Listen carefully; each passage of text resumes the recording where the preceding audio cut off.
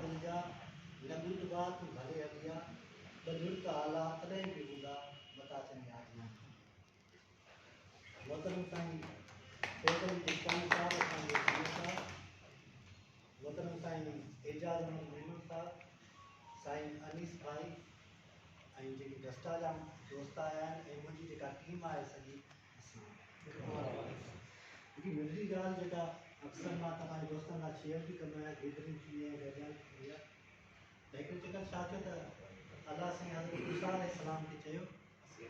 त वञ फलाणे जेको आहे दर्ज़ीअ खां हिकिड़ी सुई वठी आहे जेको धागे जे लाइ सिबण जे लाइ जेको आहे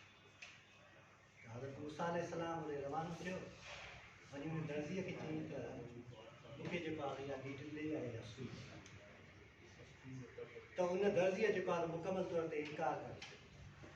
हज़रत मूसा अलैहिस्सलाम वापसि आयो साॻियो ई पूरे सीना ते अलाह साईं खे चई साईं मां वरी हुन खां इहा शइ जेका तव्हां चई वठणु वियोमांसि त उहा हुन मूंखे वापसि जेको आहे मोटाए छॾी मूंखे जी तव्हां ॿीहर वञोसि हाणे जेको आहे इहा शइ तव्हां हज़रत मूसा अलैहिस्सलाम रवानो थियो साॻी जेको आहे गलीअ में आयो घिटीअ में उन दुकान ते पहुतो उन माण्हू खे चई त जेको आहे मूंखे इहा सुई ॾे अलाह साईं जेको आहे त हुन पुछण खां ई अॻ में उहा सुई हुनखे जंहिं महिल हज़रत मूसा अलैहिस्सलाम वापसि आयो वरी पूरे सीना ते त अलाह साईं चई छा ॻाल्हि हुई अगरि मां हुनखे वञी त मूंखे ऐं हींअर वरी मां वञिमांसि त मूंखे जेको आहे साॻी शइ जेका ॾिनई त अलाह साईं चयुसि त मां हुनजी दिलि में पहिरियों जेको आहे दरवाज़ो बंदि करे छॾियो हुयो तंहिंजे करे का बि हुनखे ईमान वारी ॻाल्हि सम्झ में न पई पोइ मूं हुनजो दरवाज़ो खोलियो त पोइ उहा शइ जेको आहे तव्हांखे ॾिनई ऐं तव्हां खणी आया हक़ीक़त छा आहे त हमेशह जेको असां समूरी टीम जेका गैदर थिया आहियूं थिया आहियूं असांजो मक़सदु ई इहो आहे त कंहिं बि नमूने सां सुठे नमूने सां तालीम खे जेको आहे स्वस्थ थी बहितरीनु नमूने बाक़ी नियतुनि जा अमल हर माण्हू खे ॿाहिरां जेको आहे थींदा आहिनि हिकु चकर हिकिड़ो उस्तादु शागिर्द खे पढ़ाए पियो वेठो त उस्ताद हदीस ॿुधायसि त जेको ख़ामोश थी वियो उहो कामयाबु थी वियो त शागिर्द जेको आहे परेशान थी वियो चई साईं जेको आहे टीचर मुंहिंजो अलाए कहिड़ी ॻाल्हि थो करे त ही वांटेड टू प्रूव त हुनखे साबित करणु चाहे पियो उहो छोकिरो ॿाहिरि जो निकितो ॾिसे त हिकिड़ो वणु हुयो उन ते पखी हिकिड़ो वेठो हुओ त उन पखीअ खे जेको आहे हुनखे चुप कई वेठो थियो त उहो ख़ामोशीअ सां जेको आहे गुज़रे पियो ॿ टे मिंट गुज़रिया त पखीअ उते ॻोल्हियो हुनजो आवाज़ु कयो त 2 मिंटनि में हिकिड़ो तीर आयो ऐं हुन पखीअ खे जेको आहे लॻो पखी अची जेको आहे पखी जो हेठि किरियो त हिनखे उहा हदीस यादि अची वई त वाक़ई मुंहिंजो टीचर मूंखे चए पियो गाइड पियो करे त जेको ख़ामोश थी वियो तंहिं जेको आहे कामयाबु थी वियो या हुनखे फ़ाइदो पियो हीउ वापसि थियो आयो घर में त उन महल में ख़ामोशीअ सां वेही रहियो त हुनजो पीउ परेशान थी वियो त छा ॻाल्हि आहे छाजे करे ख़ामोश आहे त हुनजे पीउ हुनखे ज़ोरीअ जेको आहे ॻाल्हाइणु चाहियो त हुन चयो त मुंहिंजो पुटु अलाए छा बीमार थी पियो आहे त ज़ोरीअ हुन खां जो ॻाल्हाए पियो न पियो ॻाल्हाए त हिकिड़े माण्हू खे चई त हिनखे मार हुनजो हुनखे मार ॾिनी त ओॾी महिल हिन पुछियो त छाजे लाइ थो मारे त ओॾी महिल चयो मूं ॻाल्हायो तंहिंजे करे मूंखे सज़ा मिली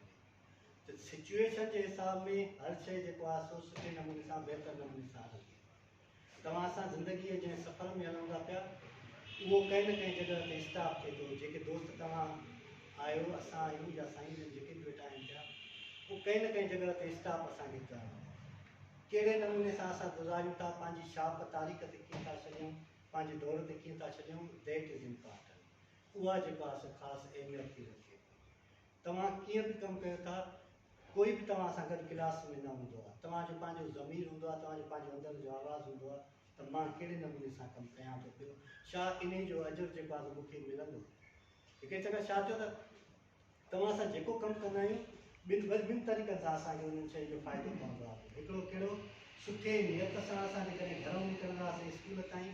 त मां अॼु पढ़ाईंदुसि बहितरीनु नमूने सां कमु कंदुसि जेकी बि मुंहिंजी रिस्पांस मिलंदी आहे त उनजो सवाबु ऑटोमेटिकली तव्हां सां कंदी ऐं जेकॾहिं असांजी नियत ई इहा हूंदी त मां वञी जेको आहे ॿी शइ कंदुसि या का बि नेगेटिव या ख़राबु शइ त उनजो ऑटोमेटिकली गुनाह जी सज़ा तव्हांखे मिलंदी आहे